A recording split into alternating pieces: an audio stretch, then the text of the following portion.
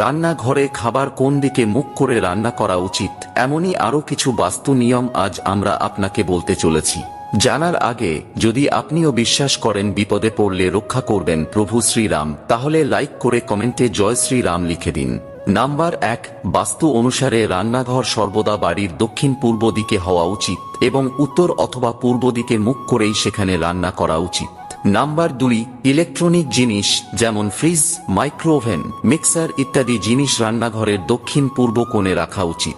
Number 3, রান্নাঘরের নুন সবসময় কাঁচের পাত্রেই রাখা উচিত, সাথে তার মধ্যে 2টো লবঙ্গ রাখলে ঘরের অনেক বাস্তুদোষ দূর হয়।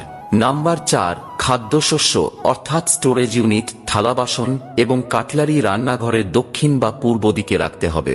নাম্বার 5, রান্নাঘরের উত্তর পূর্ব কোণে জল ভর্তি একটি মাটির পাত্র রাখতে পারেন, এতে করে দেবতা, গ্রহ ও পিতৃপুরুষরা খুশি থাকেন।